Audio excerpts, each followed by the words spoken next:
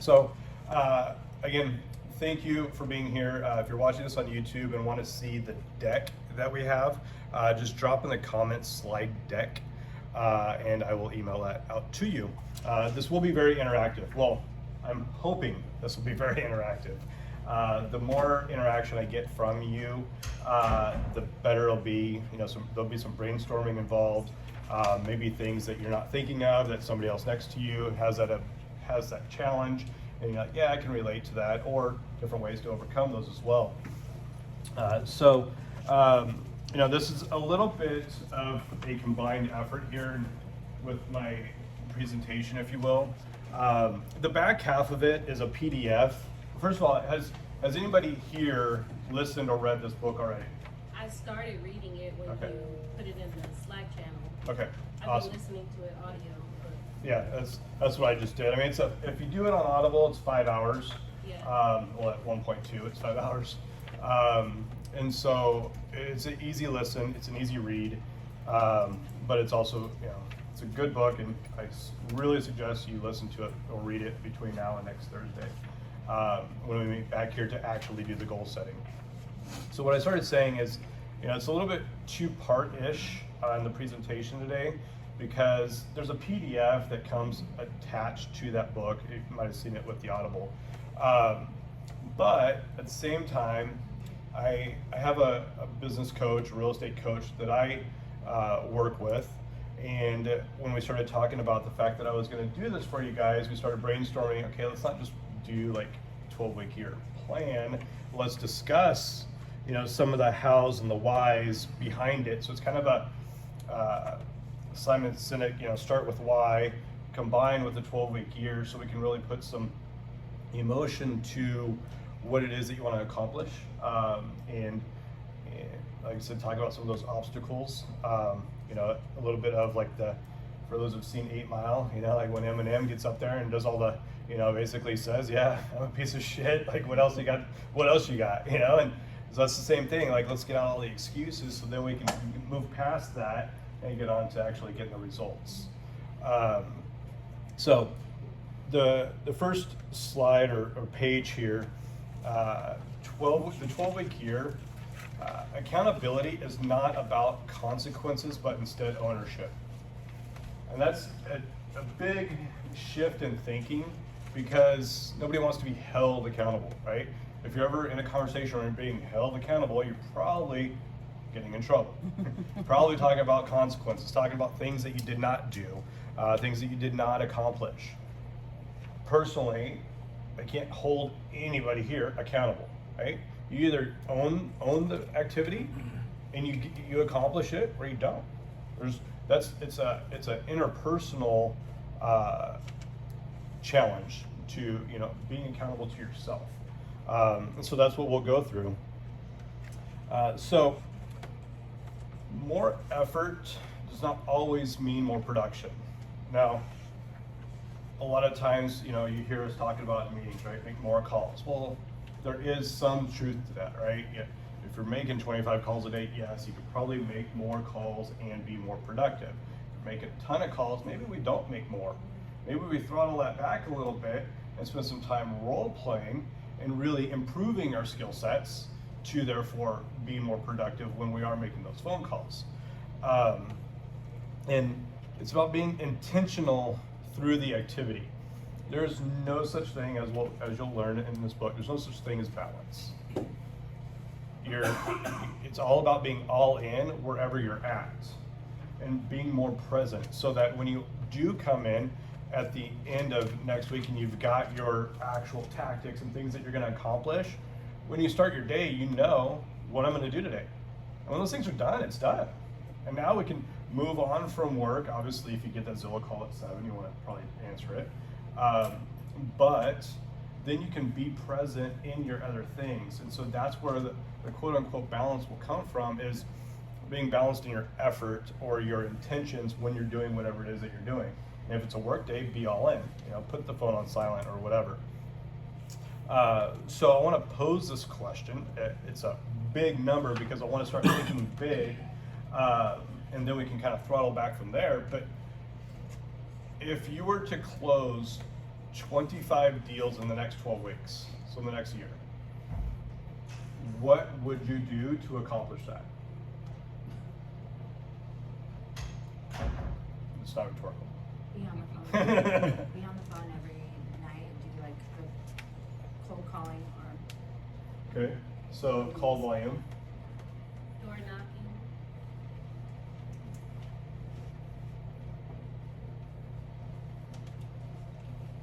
And if these are ideas that aren't familiar to you, feel free to write them down. So call volume, door knocking, what other things? 25 deals, so that's 6 deals a month, 7? Yeah, something like that. Actually, 8. What's that? Just talking with people throughout the day. So you're kind of your Like sphere when then? you're meeting people. Yeah. When you're out. At the So store. making new connections. Yeah. You can like set up a booth at like the like Roseville like auction or something, or like the state fair, I don't know. So networking, Digital marketing. digital, social.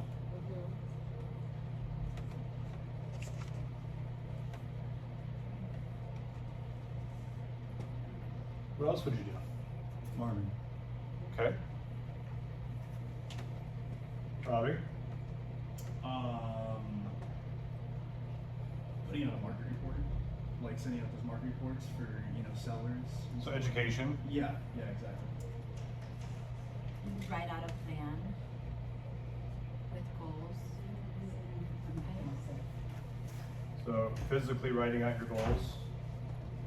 Or write out exactly the steps you take in order to do that. And do open houses to meet people who are looking. I hope they don't have agents.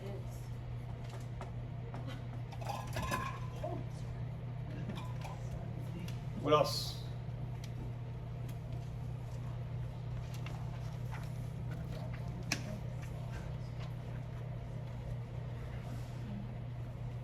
What else can we do?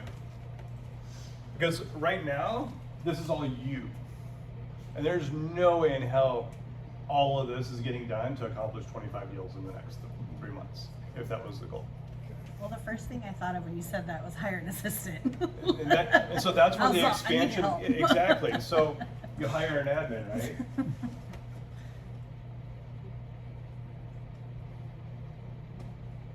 What else?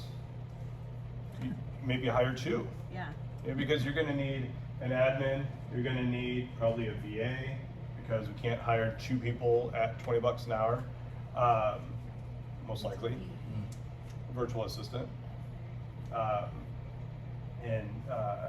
So you probably hiring a VA. What else? You've done some volume. What else would you do? I mean, the biggest thing is leaning on your sphere of influence. I mean, I think really just inserting yourself in the community, really just shouting from the rooftop, I'm a realtor and I can help you. Just like Torrin said, just getting out there, talking to people, just putting it in their face all the time. Like, I'm here to help, I'm of service. Yeah. Probably would want to have a couple buyer's agents. Yeah. Other people in doing so, we're all here in EXP. That will also expand your own downline Yeah. by bringing on other agents Yeah. to get out and help to get that volume of 25 deals in Yeah. 3 months. I think too, a big thing that I've really started to lean on is other agents at other brokerage firms, Mm-hmm. especially in other zip codes, because I think that there's a lot of shared, not only information, but possibly clients and Yeah. things you can do to be just more communal in the realty community in general, not just you, your downline, your Yeah. Yeah, I've got one that's going into contract in San Diego from just referral networks. Yeah. So yeah, making relationships online, not like Tinder, but Friends. Maybe you can find yourself in there. I didn't say it. dude. Maybe Tinder. I, Yeah. yeah, Somebody maybe. said Yeah. Hey, it worked, okay? Whatever. right, so there's a lot that goes into it. Now, if you do 60% of this and you do 12 deals, half as much in the next 3 weeks or 3 months, it's still a massive, massive amount of volume. It's a matter of thinking through the things that you could do on a daily basis when we're kind of screwed off. You know, and I'm just as guilty. It's like, oh, well, you know, scrolling through something, or, you know, one of my buddies got me on that stupid Wordle thing, you know, so I try once and I'm like, nope, I'm out, you know, and so, but it's a matter of just being intentional through the activity and realizing there's a lot of stuff that we could be doing to grow our business, to get all of that business. And in a market that's shifting, we probably do have more time to get out and to do more networking, to build those relationships, to go back through just past clientele, reach out, you know, be that person that you would want, you know, to receive that information from, right? Reach out and just say hello. What's going on? How are you doing? Haven't talked to you in a couple years. Maybe it's past clients. Maybe it's people that came into your database 2-3 years ago and just reached out to you again. But all of these things can be done, and you're obviously not spending, you know, hours on each activity, right? I mean, call online, 25 calls takes no more than an hour. You know, so doing that a couple times a day, that is a drastic amount of call activity. Door knocking, I mean, that could absolutely take all day, and I don't encourage you to do that at 104 degrees. But you know, in everything that we're doing, just making new connections, you know, keeping your head on a swivel, listening. I mean, I was listening to 2 different conversations yesterday both at the gym, and just ignorance, just waiting for the bubble to burst, and you know, oh, this and that. And I was just like, you guys have no idea. Now, I didn't really want to get into those conversations, so I just, you know, went back to listening to this book. But just kind of keeping your head on a swivel so that you can add value when somebody's asking, and try and, you know, start those conversations at the grocery store or whatever, just by saying hello. Not like by being a dork and going, hey, how are you? Are you looking to buy a house? But just saying hello, and people will open up, and you'll see where their conversations are going, and how they can, you know, help, or how you can help. So cool. Thank you for participating.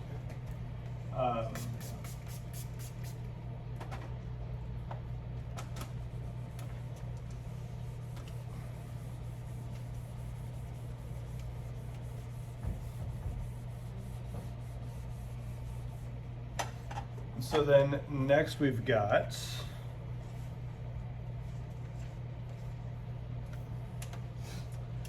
just a breakdown of where we spend our time. This is more of a, you know, my assessment of kind of the first 3 years. You know, if you're brand new, first 3 years of the business is probably 40% you're prospecting, you're trying to make calls, you're putting stuff out on social, you're doing different things to try and create those results. But you don't have a lot of clients, so you're probably actually servicing clients about 20% of the time. And then we're hoping that you're spending a good portion of your time learning.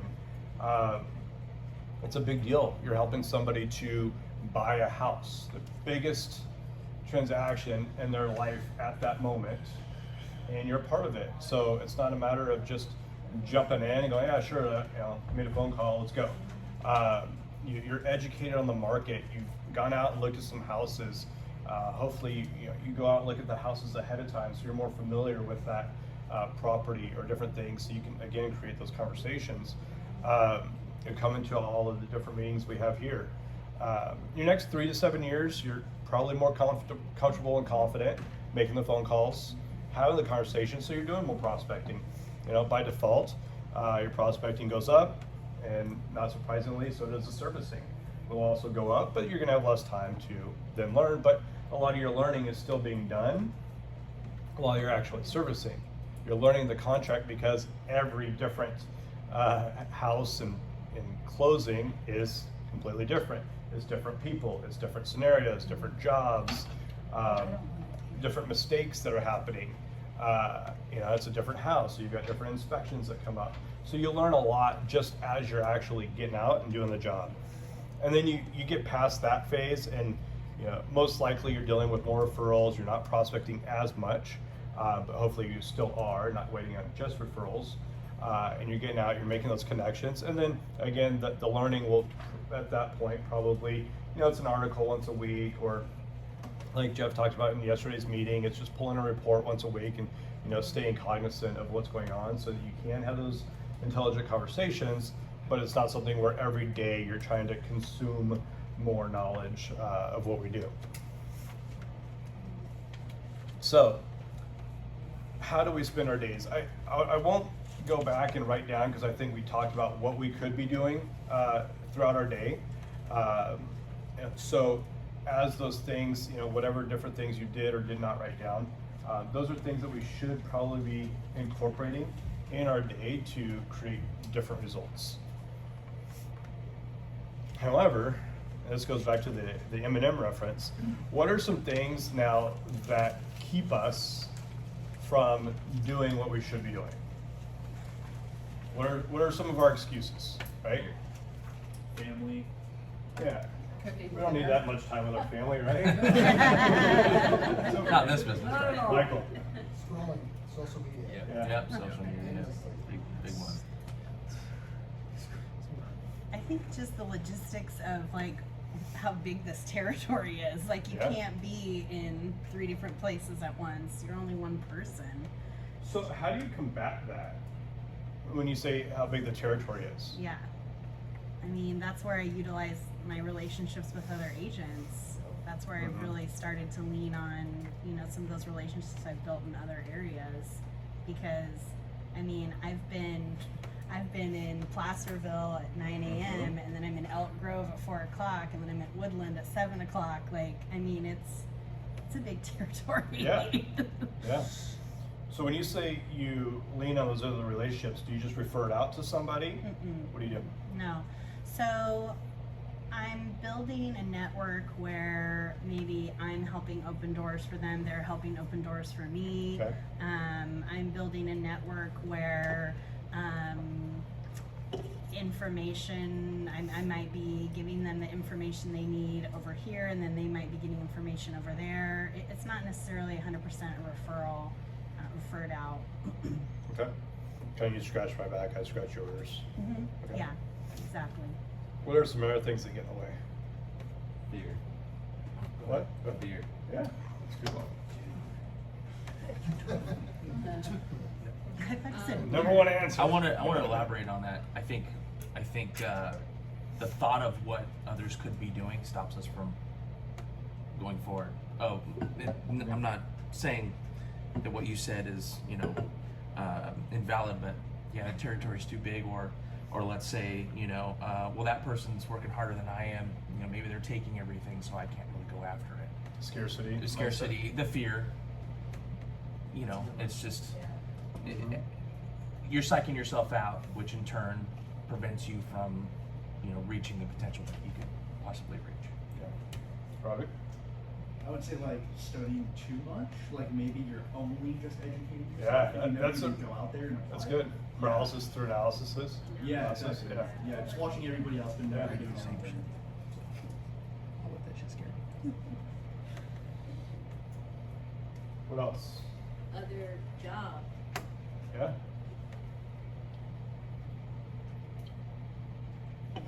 Time blocking, being able to organize your day to be more productive. I mean, that's probably what we're really talking about is how do you how do you become more productive with the time that you do have? How to organize it. time management. Okay. Time management. What are some other things that come up through your day? You've got, you wake up in the morning, you plan to do all these things, and then you get 2 of them done. You 2 out of 7. get a call from the school because your kid hit somebody and you got to Exactly. go there. Or- Yeah, but I'm taught Some way again. Yeah. That's big. It happens. Or your kid's throwing up all night and you didn't sleep and you're trying to just survive the day. Starbucks ran out of your You were coffee. sick. Yeah. Yeah. You need to be Somebody healthy sabotaged so that me. you feel well enough Yeah. to tackle all that stuff. So Yeah. you need to take care of yourself, get sleep and eat right, exercise. Yeah. Any other reasons that we can't do what we're supposed to do? Lack of motivation. Okay. Priorities. Well, and sometimes you have the day planned perfectly and then people cancel on you or they Yeah. no-show. Yeah. And then they Yeah. throw a wrench in your whole plan. Oh, And I don't like those people. Yeah. The clients, so clients get in the way of us doing what we're trying to do to help the Damn clients. clients. Yeah. Problem with the people business is the people in the business. I had one of those Zillow clients demand a certain time the other day on a certain day, and I had other appointments and shit. I looked around, I actually had to pay my vet because I canceled, I paid somebody else because I canceled, and then they stood me up. I was, Turds. Yeah, so these are some of the things that can get in our way. So, I mean, you can't, well, I can't advocate that you get rid of your family. I mean, it will free up a lot of time though, trust me. Fear, those are things that we can work through. You know, when you do the thing that you fear, that fear actually goes away. Yeah, they say that when you jump out of a plane, this is complete hearsay, I'm never gonna do it, but when you jump out of the plane, the fear, your heart rate is higher while you're still in the plane Yeah. than when you jump out, Yeah. which is crazy. The fear of the far. What if? Take the word for it. Yeah. Did you get a picture of this, Exactly. Kristen, Oh, yes, I'll take a picture. before I erase it all? Yeah. Thanks. Of course. Got it. Thanks.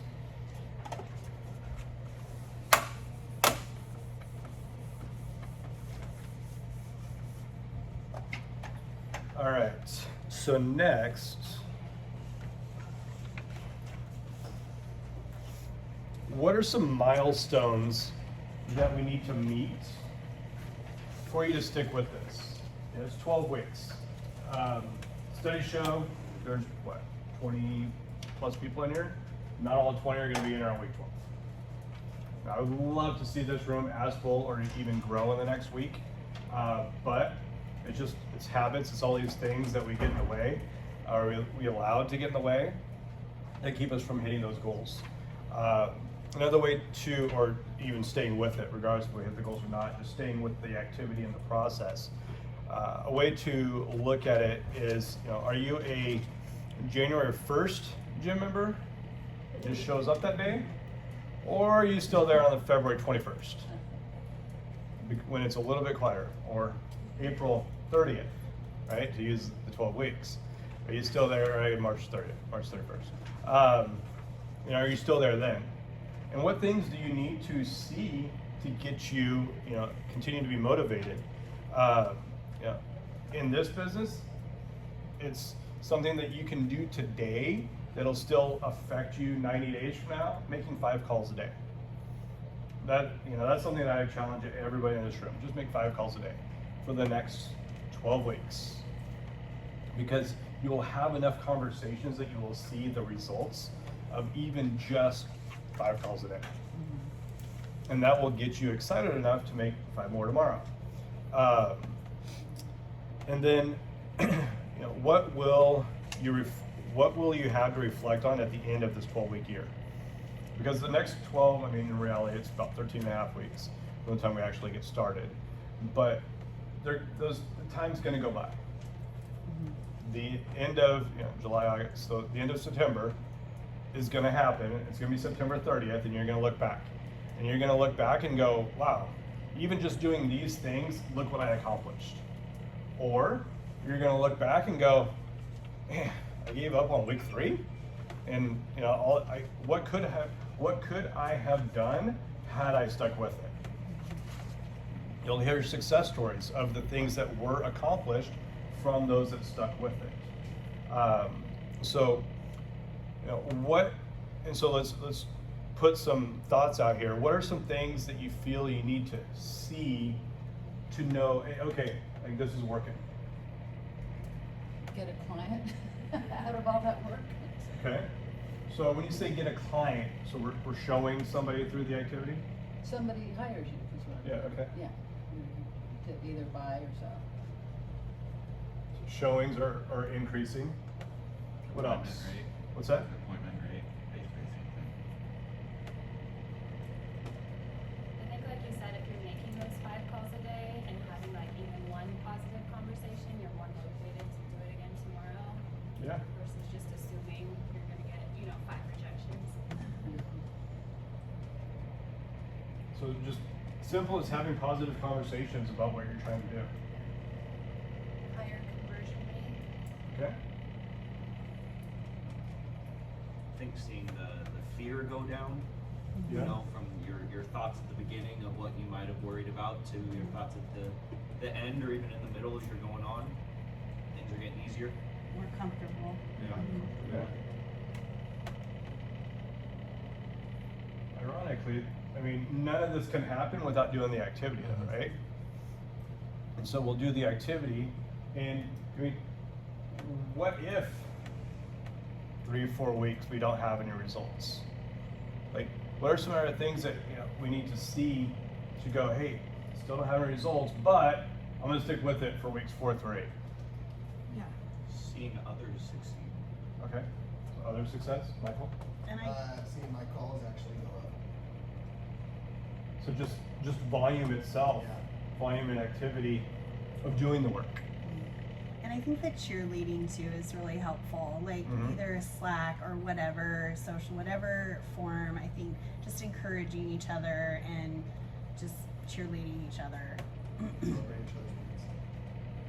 Michael, should we have a Slack channel just for this group? Yeah, it's not gonna be. Okay. Because most things like that you rank goals or you do goals, people give up because they don't see results like right away. So it's Mhm. important to like stick with it for how long? Like if we're doing the 12-week, man, should you wait 6 weeks? I mean, I guess it depends on what your goal is, but I would say we go at least 12.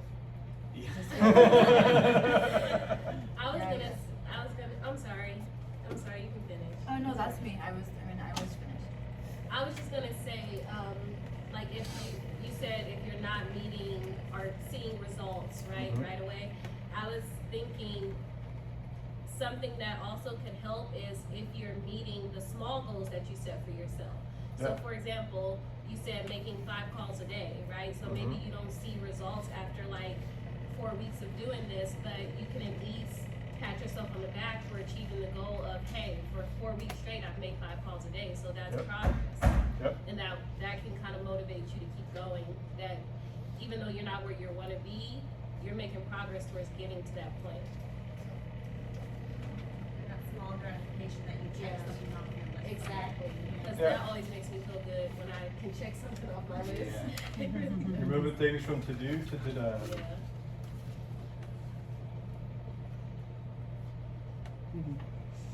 Okay. Anything else?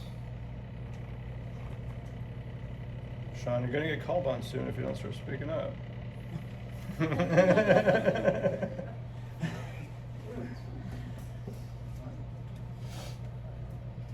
All right.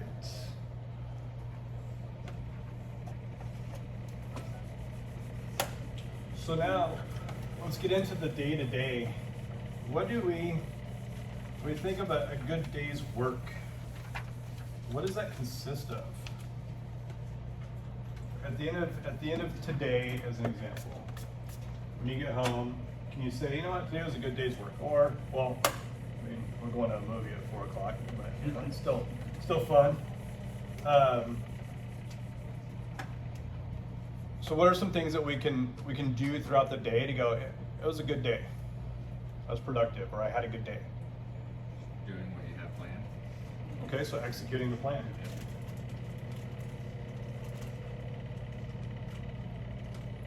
What else? Knowing that you committed to it, So just commitment up front. commitment.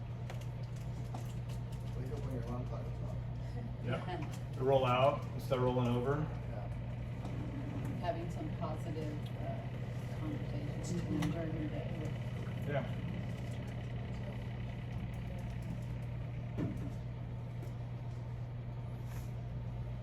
What else? Discipline? You need discipline?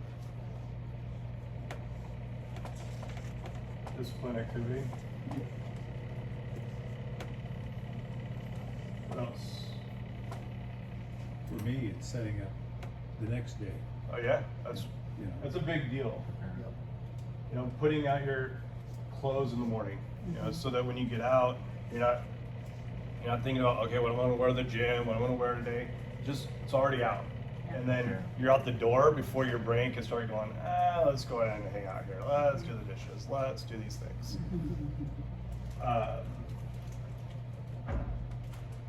What else?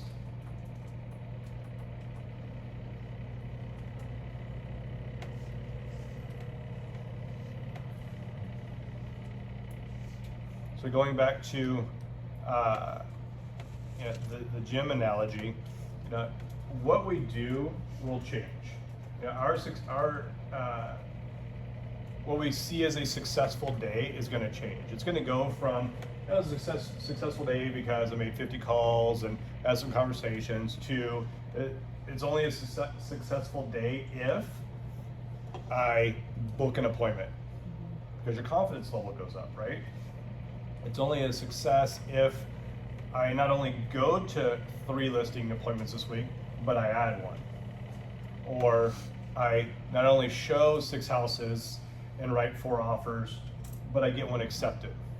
Right? So you know, if it's January 1st, back to the gym analogy, a successful day is just getting my ass out and getting to the gym, right? But 3 weeks into it, that's not a success anymore. Then it's a matter of, okay, I've lost 2, 3, 4 pounds, whatever it is, whatever your goal happens to be.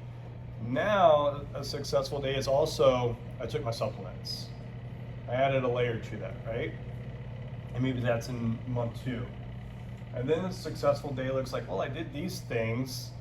I'm gonna go ahead and add a trainer and get better results, right?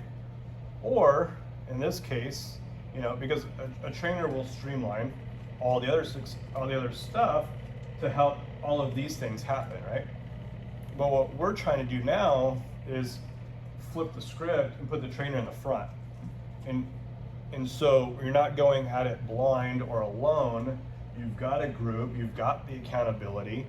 And so we're putting the trainer up front, saying, okay, now over the next 12 weeks, we've got a plan, versus being 8 weeks into what we think is our right plan and going, oh shoot, I should have been doing stability stuff in the first place.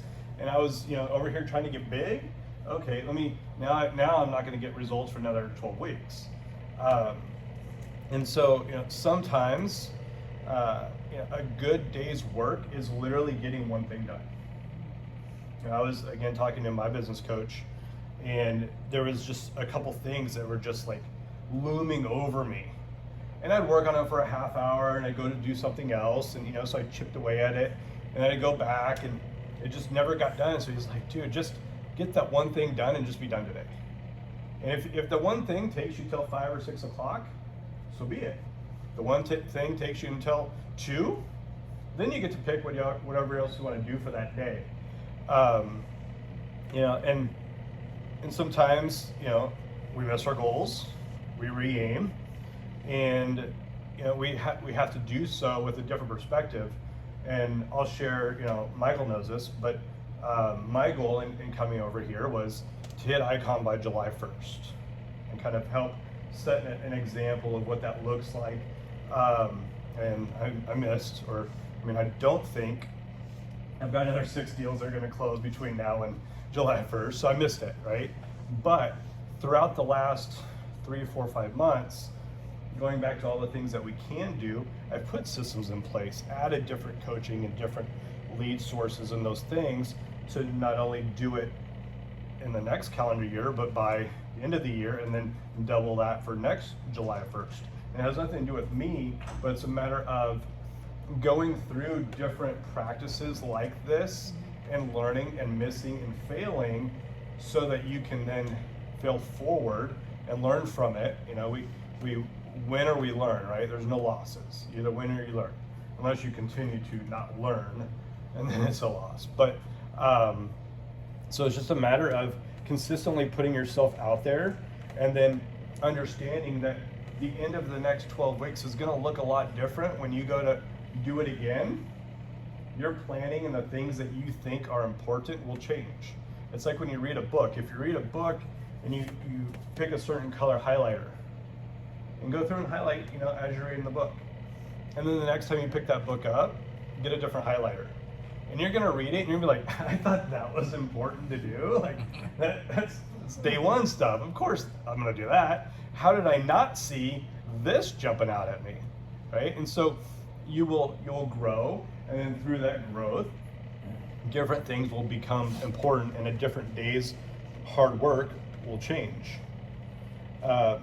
So now we'll get into the actual PDF of the 12-week year that, again, if you do it online, because there is something online for the 12-week year, it's new.achieve.12-week year, and where you can actually put your goals online and track it that way. But if you do the Audible, the PDF will be there as well. So, thinking our way through the results, thinking our way to success. So, how many of us, not to raise your hand, but really put deliberate thought into what you want to do that day?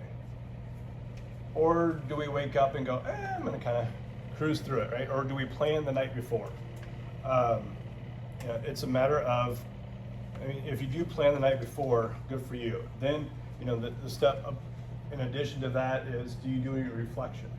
Sundays are a great day to reflect and see what you accomplished or missed or whatever the week prior, and then replan for the next week. What do we need to add into there?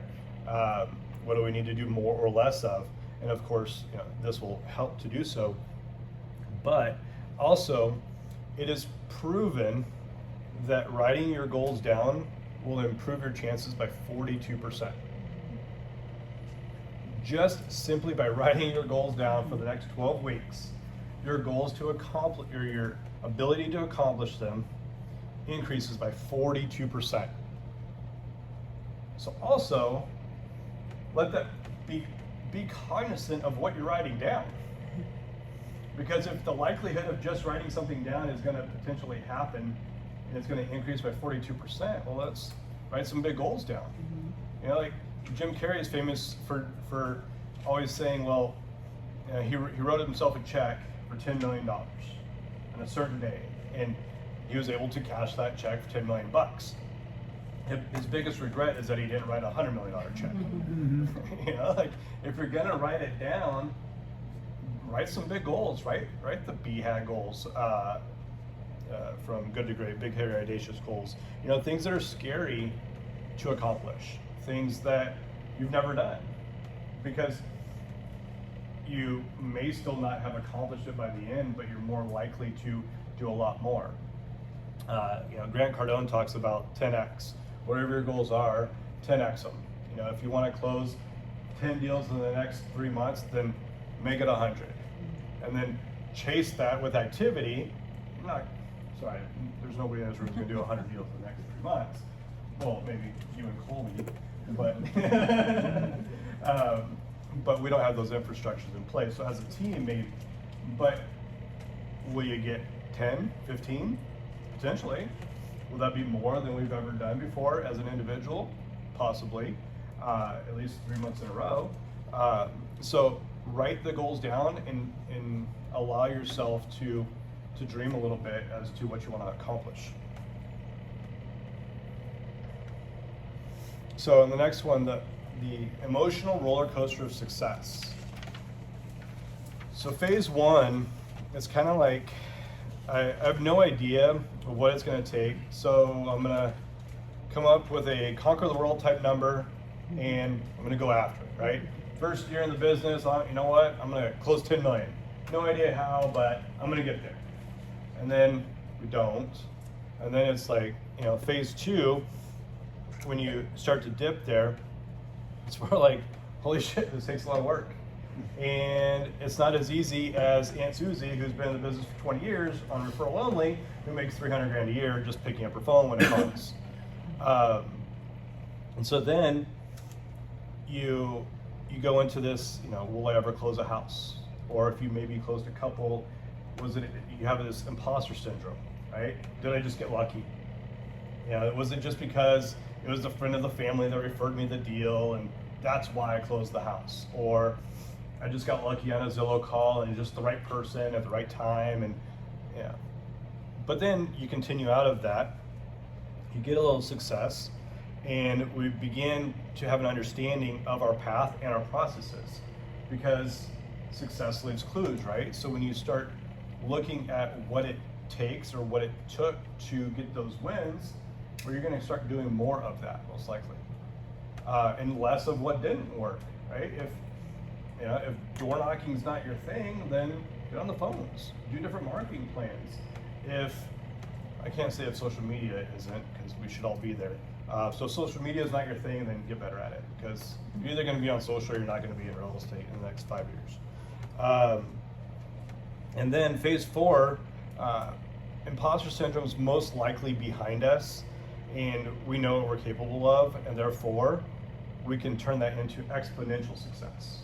You've done it, you've tasted it. I'm sure that you don't wonder if you can close another deal, right?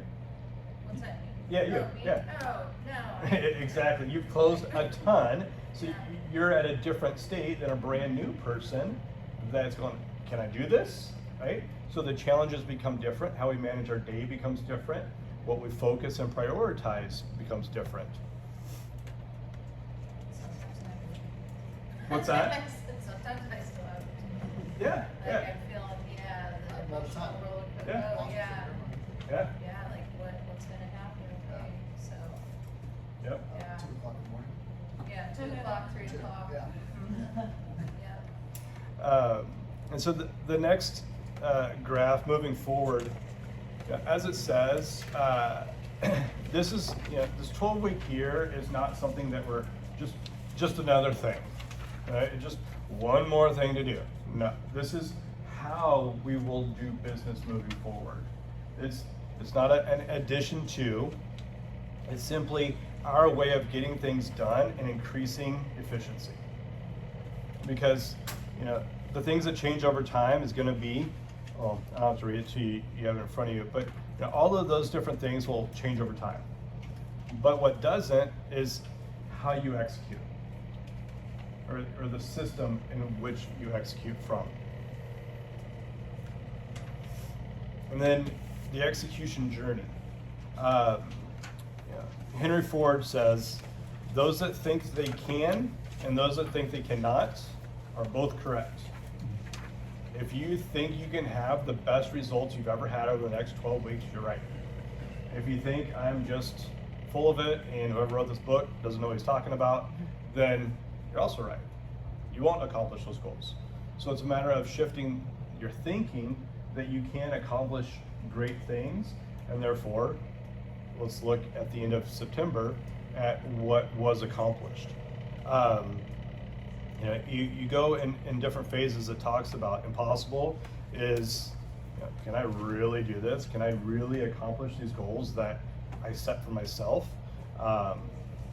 Then you get a little bit of taste of the work that's needed, and then it's followed.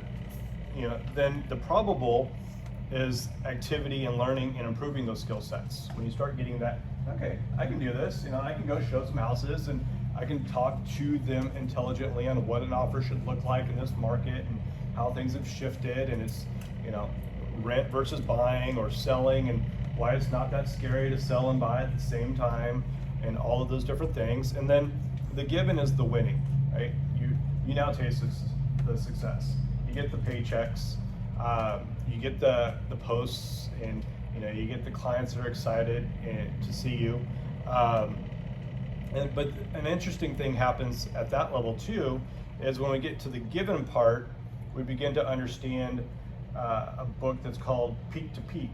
And so you get up there and you feel like you're on the top of the mountain, and then you realize, oh wait, this isn't the top. Like, there's a whole other mountain over there for me to climb. but then you're gonna go through another valley to get there. You're gonna have more, is that possible? More, okay, it is. And then you go through those different shifts. You know, maybe you go from a $300,000 price point, you know, and that's your comfort zone, and then you move to 500,000. You realize that, you know, different houses, different problems, different clients, and then you elevate above that, and then you do understand what it's like having, you know, a million or multi-million-dollar client and those different nuances that come with that. But we've got to go through those steps and through those learning phases or learning curves to get to that next level, and also realize, wow, I thought I was busy when I had 2 escrows at the same time. And then you get to where you have 5 at the same time, and you're again drinking from a fire hose. But then you learn that process and realize, okay, I can handle that. And then it happens again, and so it becomes easier, and you're able to again be more efficient.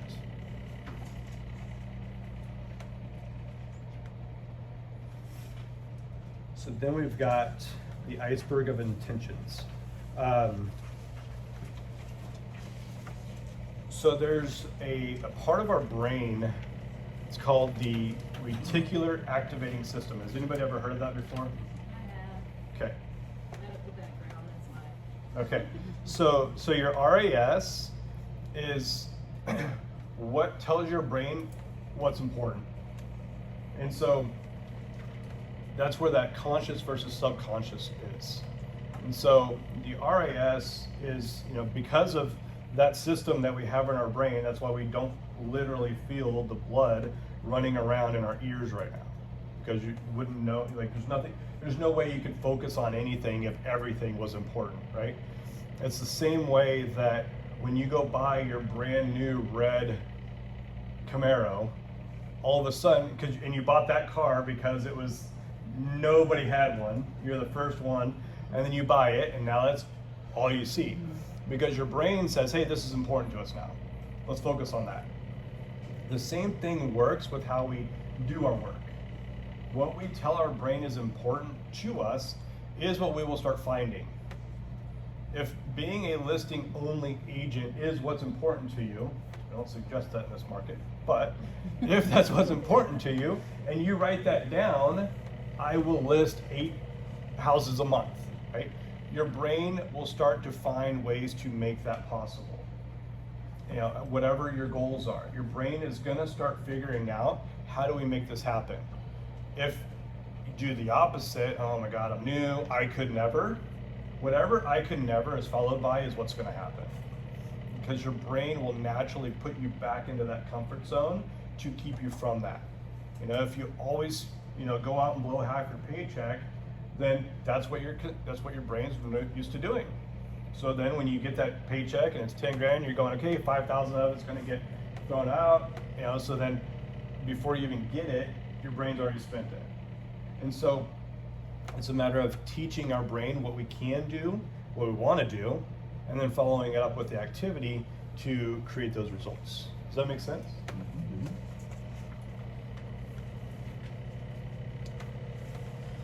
All right, so the last chapter. Man, that was good on timing, Shawnee. You said an hour. So the last sheet here, when it talks about personal commitments, on page 60 of your books,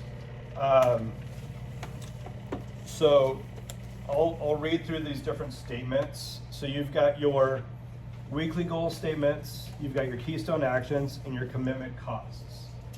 So the first one, a goal statement, is remember to state these goals positively and with as much specificity as possible. Make them measurable. As an example, let's use this goal. I will weigh 185 pounds with 10% body fat. So when you're writing your specific goals, that's what you want as your main goal. Number 2, keystone actions. Ideally, this action is something that you can engage in daily or weekly. Write one action for each goal in the column labeled keystone actions. Sticking with my example of getting in shape, there are a lot of things I can do to lose weight and get fit. The 2 basic categories are diet and exercise. But within those, I have dozens of choices regarding nutritional choices, exercise habits. I need to choose one action that more than any other will positively affect or impact my fitness. Ideally, it should be a catalytic in that it will encourage me to do other actions as well. So personally, if I work out 4 or more times per week, my eating habits automatically improve.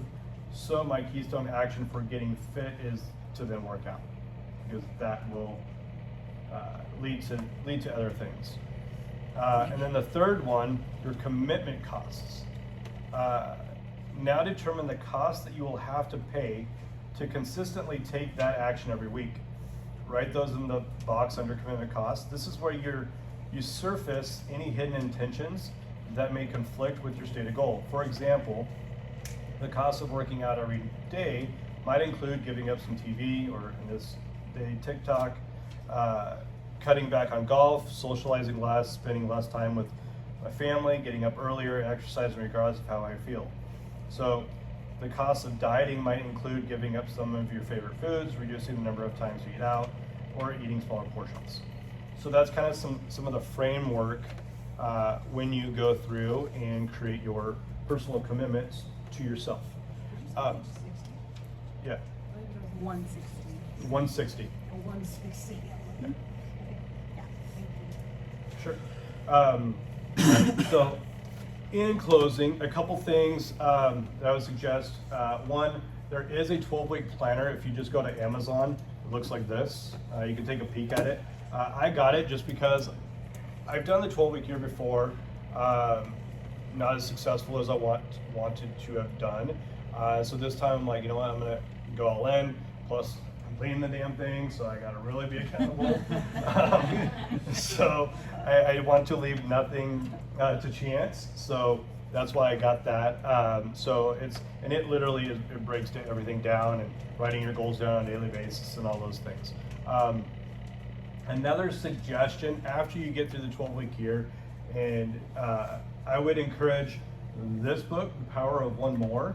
The reason for that is because you will find as you're doing those activities and you're doing 5 calls a day, maybe that turns into 6, right? Writing, one more offer, going and seeing, one more new connection, or reaching out to one more of your past clients, and then learning at the end of those 12 weeks, it's that compound effect that Darren Hardy talks about. So, and one thing you'll also learn if you ever talk to me, it's just a regurgitation of all the books I've ever read. But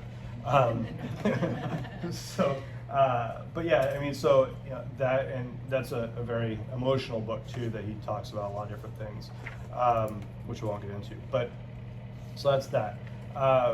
What I will ask of you in leaving here is to partner up with somebody, just one other person, because you're going to learn something when you do read the book, and it's called, you're going to have a WHAM, Weekly Accountability Meeting. Again, the accountability is on yourself, but we work well in partners. So as an example, Michael and I are going to be our partners, and what we'll do, so next week when we come back here, next Thursday at 11, that's when we're going to do your 12-week goal setting. And so we'll discuss, kind of think out loud, workshop-ish, and we'll develop your plan. The 12-week year will start on July 4th. I know, it's a holiday. Yeah, so it starts on a Monday. So you'll want to already have those established times that you're going to be meeting with your accountability partner. It doesn't have to be in person, just like the book says. It can be a phone call, it can be Zoom, whatever you're comfortable with. But you want to do that probably on Mondays. So that first accountability meeting would be the 11th. And so then, hey, here's what I did, here's what I didn't do, here's my goals for the week. How'd you do? Again, it's that opportunity to have a cheerleader and to, more importantly, cheer somebody else on. And then what I want to do for us is meet every 3 weeks. And so we can kind of get in, how are we doing. The book talks about weeks 4, 8, and 12. I just want to do every 3 weeks just because we've never done this as a team. And I really want to be that support for those that are really trying and really wanting to have the success that they've never had before. So weeks 3, 9, 6, 9, and 12. And then I'm really excited to see all of the success stories that we get September 30th-ish. All right? Any questions? What do you think of the journal? Did you like it? Like, do you think it would be beneficial for us to have that, or could we just use any old regular journal? So, I mean, this, you'll see when you come up and look at it, I mean, it is laid out with your tactics. I mean, just as the book talks about doing, your tactics. What are my results and accomplishments today? What are my reflections today? It gives you an opportunity to plan everything throughout the day. What are your notes? And then you rate your day at the bottom of it. You know, so literally, you know, as the book discusses, if a year is now a quarter, then a month is our week, right? And a week is a day. Right. So you've got no time to screw around. Like, Right. yeah, there's no tomorrow, right? It's got to get done today, because our entire year is now only in 12-week period. So I would suggest it. Like I said, I've never used it before. And then there is, if you go online to new.achieve.12-week year, you can do everything online and print it, or not. I mean, you can print it too, but when you put your goals in on a weekly basis, when you're checking off what you did or didn't do, it automatically gives you that percentage, which you'll learn in the book. You want to be at 85%. If you're at 85, What is the website called? new.achieve.12-week year.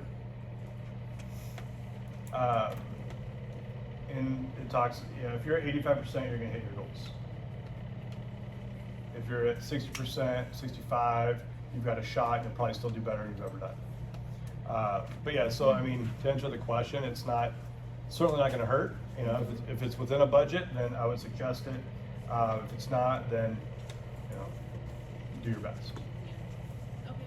Cool? Alrighty. Thanks everyone for being here today. Thank you for getting us